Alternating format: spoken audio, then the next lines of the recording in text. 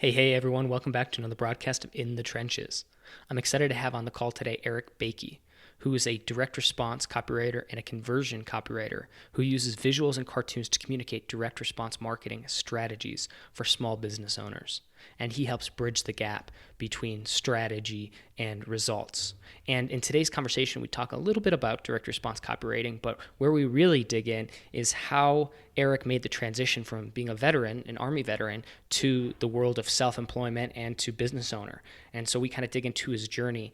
And one of the things that I found most interesting, and I would say like that stuck out to me as I think one of my biggest learning lessons from our call, was how Eric actually generated his first few high-paying clients. And he did it by writing letters, physical letters, and sending them to people that he thought would be his best clients. So he created a list of his top 100 potential best clients and wrote letters to them. And within a month, he booked up his entire calendar. And I thought this was so interesting because it's in very much the same way that I've kind of built my own client roster and how I continue to get clients. I get a lot of referrals, but a lot of times it's by reaching out to people individually, establishing a relationship first. And I do that through digital marketing, through emails and through videos and stuff like that. But I really liked Eric's approach to sending physical handwritten letters.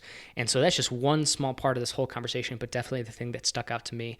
So inside this conversation, you're going to learn a little bit about direct response copywriting, how Eric made the transition from full, Army veteran to full-time self-employed entrepreneur, how he's scaling his business, and how he made that transition from doing, say, direct response copywriting for clients, the implementation piece, to making that transition to more the strategy, consultant, advisor space, which of course I think is the ambition of a lot of people who I speak to who are doing implementation. It's how do I get out of the commodity business, right? How do you set yourself apart? So a lot of great stuff in today's conversation, and I really hope you enjoy.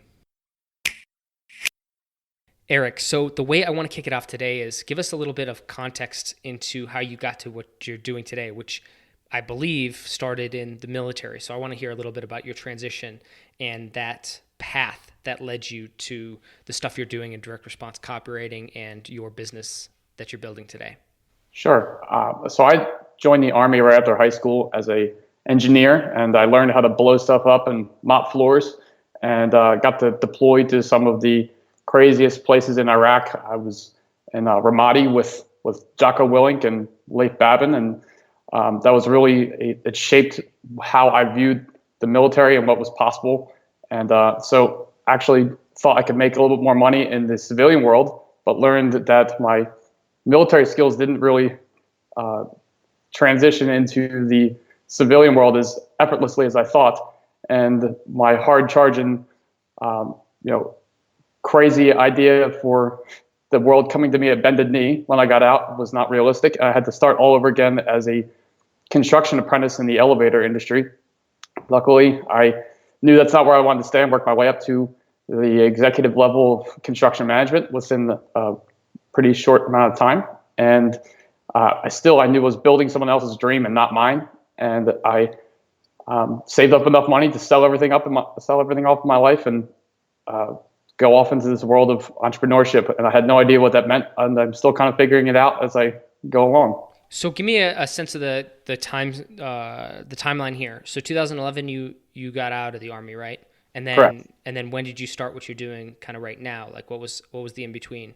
So Or about how was three it? years. Okay. I've been doing this for about 3 years. I started actually. I wrote a book on body weight strength training, and it was the fastest way to get unbelievably strong without going to the gym. And I learned you had to sell a lot of $15 books if you wanted to make any money, especially because I had a uh, a lifestyle of earning six figures in the executive world, and so I had to shift pretty quickly to teaching the online marketing and direct marketing stuff that I have been using to sell my book to teach personal trainers and the offline businesses how to turn themselves into clicks and bricks businesses. So using internet marketing to make the doors swing and phones ring was kind of the pathway to what I'm doing now.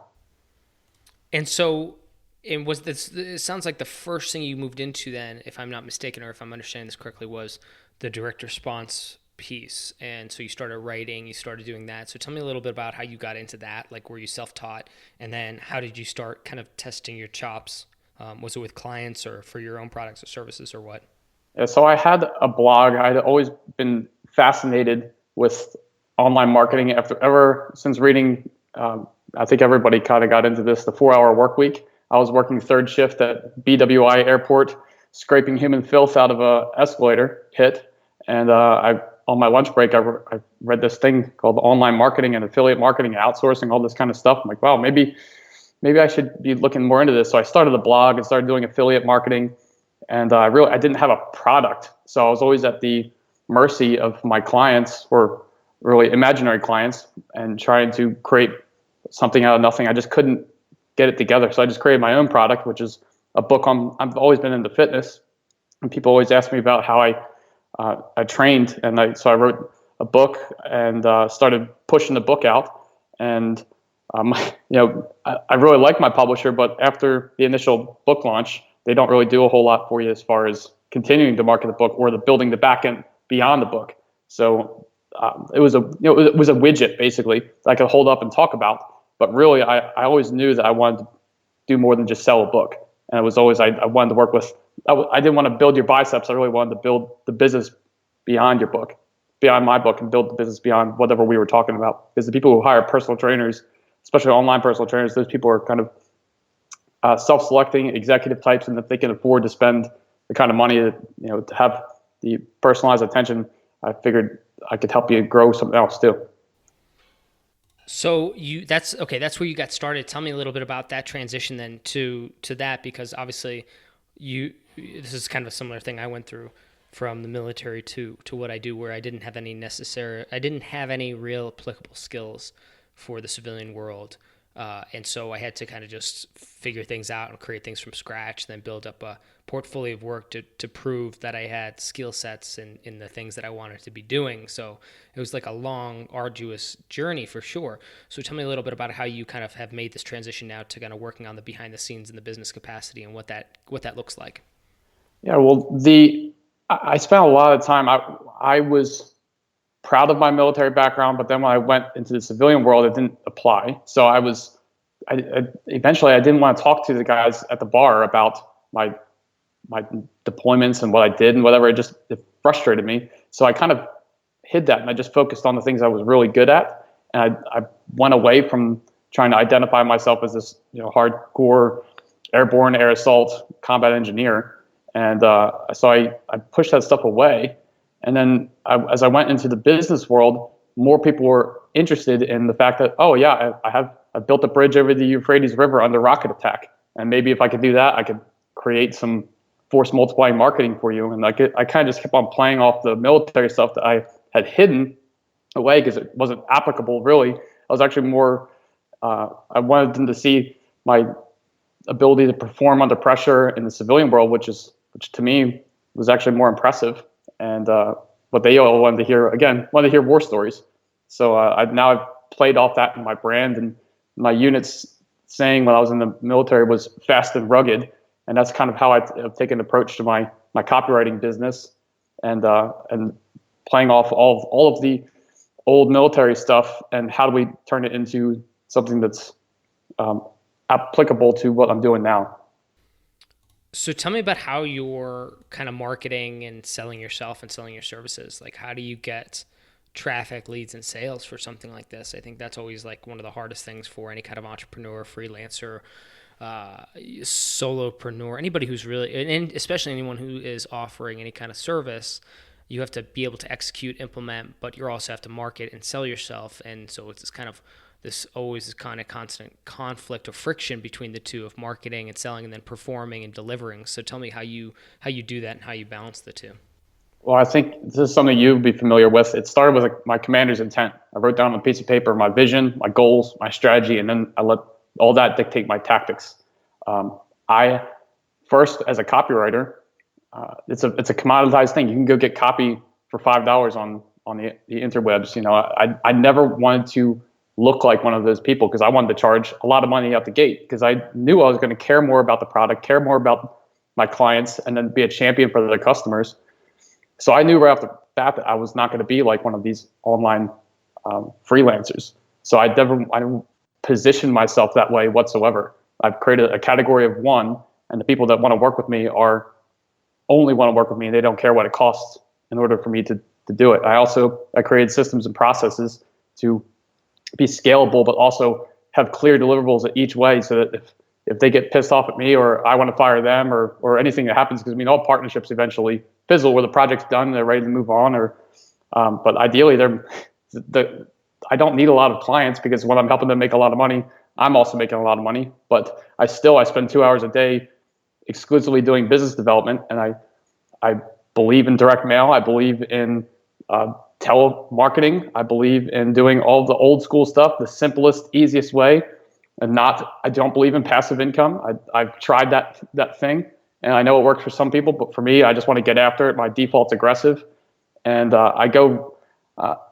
if you can't make money in your own backyard, you're never going to make it on the internet. So I just literally can walk down the street and take kind of a Grant Cardone approach, and who's got my money, man? Like, there's money all around you, and if you can show other people how to get what they want, you can have as much money as you want. So what would you say? Well, with all that in mind, I agree with that. I think it's all, these are useful concepts, and yet making them practical and kind of the pragmatic approach to it, making them tangible is always that more difficult leap.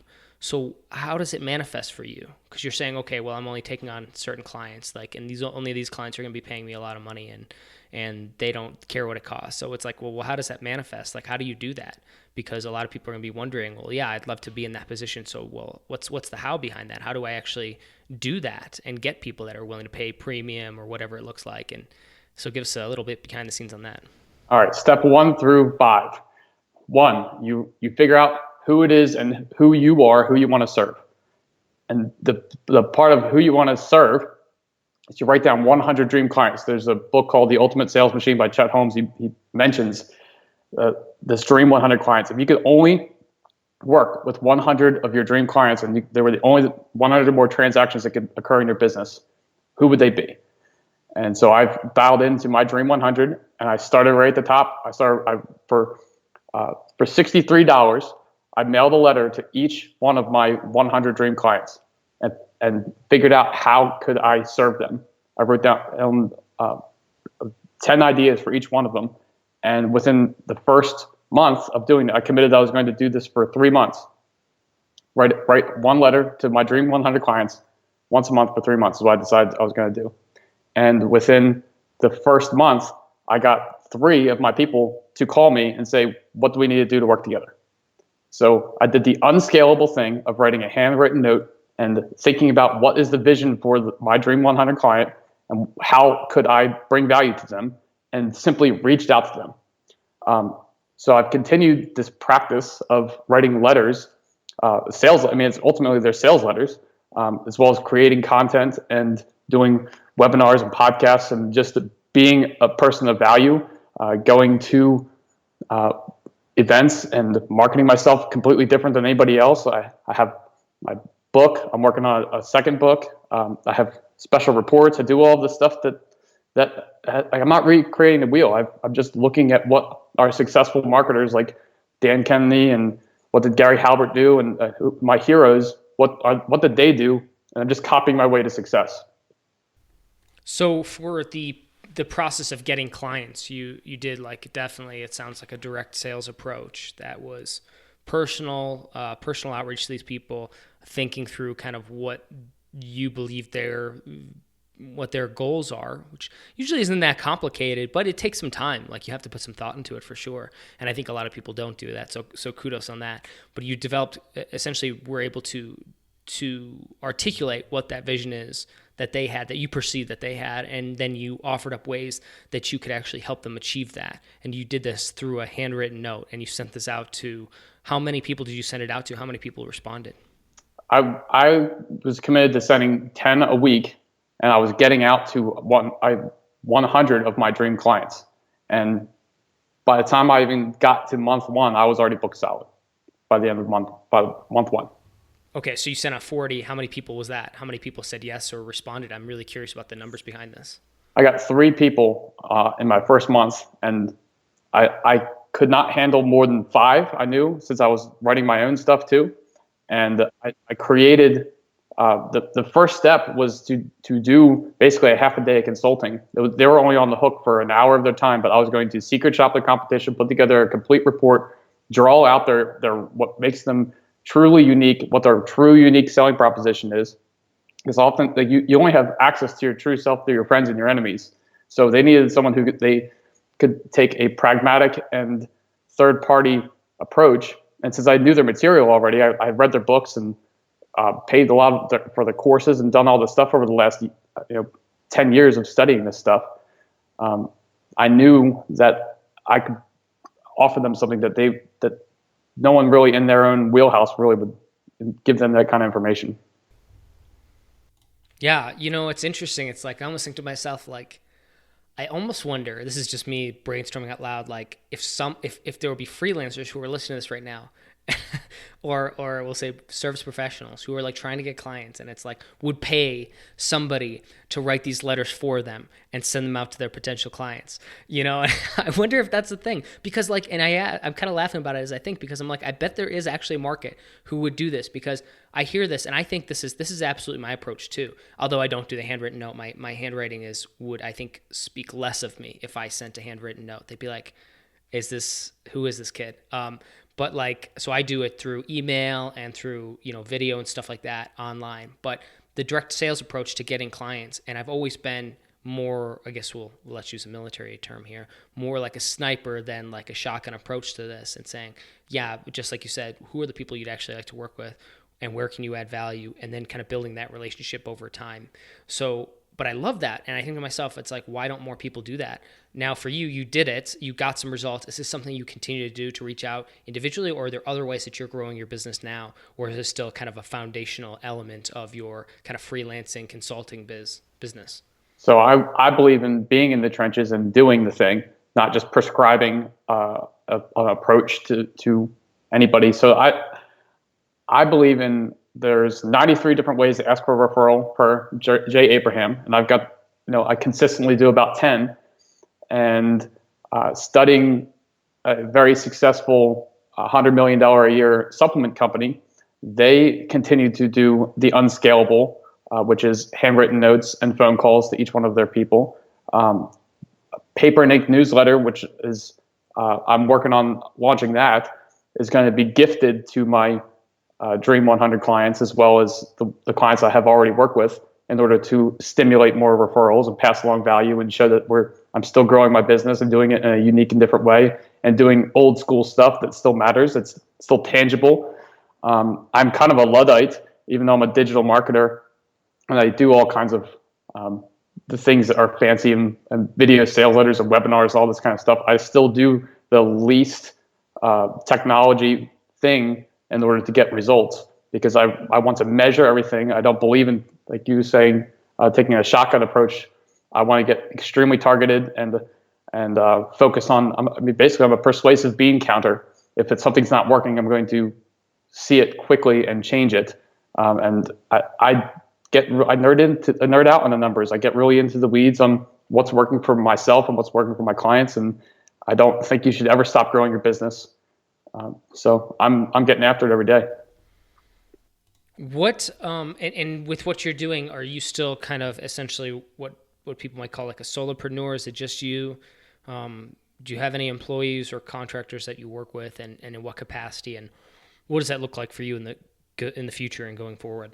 So I did have some employees that I was doing a Facebook social media marketing business, and revenues were much higher when I had multiple people working for me, and I looked at it, my profitability was much lower. And as much as this is kind of a lifestyle business, I really like the consulting and the one-on-one approach, and getting on the same side of the desk with a CEO, and not just being a vendor, but being a trusted advisor and a preeminent strategic person for them. And so I quietly work behind the scenes of some of my heroes that have taught me a lot, and then seeing the results of what they're doing combined with what I'm doing, I get to implement stuff that I think that if they won't believe me, that they don't trust me to do something, I get to try it out on my own and with my own people, my own stuff, and figure it out the hard way, because I'm still kind of a blunt object from Baltimore, and I have to learn the hard way. What what are you doing in terms of like, or what do you think is like the, I guess how do you maintain where you're at right now in terms of like growth? Like, I think this is one of the things I see people struggle with is, the balancing. We kind of talked about this a little bit in another context, this friction between the marketing, sales, and the delivery. So now with where you're at, with the number of clients you have, how do you continue to like in how do you like organize your work schedule or your actions, your activities, so that you can still deliver, kind of still being a solo person as an advisor, and then also still continue to get new clientele. How do you focus on the delivery piece of it to make sure that's still top quality, and you get, say, referrals from that, and it ends up being a successful engagement? So I believe marketing is being as human as possible. So I have both a three-prong approach to business development, as well as four different goals in my life. I've got my health goals, wealth goals, love goals, and contribution goals. And so I journal twice a day, making sure I'm doing a three-prong attack to my business, which I'm working on one-on-one consulting. I have training opportunities and workshops, and then I have leverage products, which is the commissions on the sales that I make, and royalties on my copywriting, and books and courses, all that kind of stuff. Then like I said, I journal twice a day. So in the morning, what is my number one most important task? I make sure I do all the hippy dippy meditation and affirmations, and get a hardcore workout in first thing in the morning. Get after it. I literally write for 3 hours a day, working with the Pomodoro method. But after that, if I want to maintain kind of quality copywriting for seven-figure promotions, I'm not going to be writing for more than 3 hours a day. So I've got to make sure that I'm doing the other things in my business, which are workshopping, training, and growing the business for the back end of the day. So I get the most important tasks done first. I identify where I just put them into the calendar. I literally have an old school paper and ink calendar, old school journal that I write what time slots I'm doing what. I just schedule it. If I can't put it in my calendar, it doesn't exist in my life. So I just am ruthless with my time management and people management. You can't just call me up out of the blue, and I'm not just going to chat to you on the phone, even though I might kind of do that to some other people during the time that I've scheduled for it. But I do extremely focused on getting the most important tasks done for the day. I love that. And so tell me, I'm curious, like you've mentioned some resources that you've used that have helped you in the direct response copywriting side of things, the sales side of things. Is there anything that you're reading right now or recommend? Any stuff that's like insightful for you, kind of with where you're at with your business and how it's growing? There's a book by Frank Betcher that's called How I Raised Myself from Failure to Success in Selling. And it's he credits Benjamin Franklin. But the more I listen to the greats like Gary Halbert and Gene Schwartz and Gary Bencivenga, those are my heroes in copywriting, as well as the living legends, which are Dan Kennedy, Sean D'Souza, and some of the. So I can give you a ton of resources, but I wrote down the 20 cult classics of copywriting that I relentlessly study over and over and over again. But How I Raised Myself from Failure to Success in Selling is great for, how to manage your day and how to not get beat up because selling is tough, the right kind of mindset and how to do it.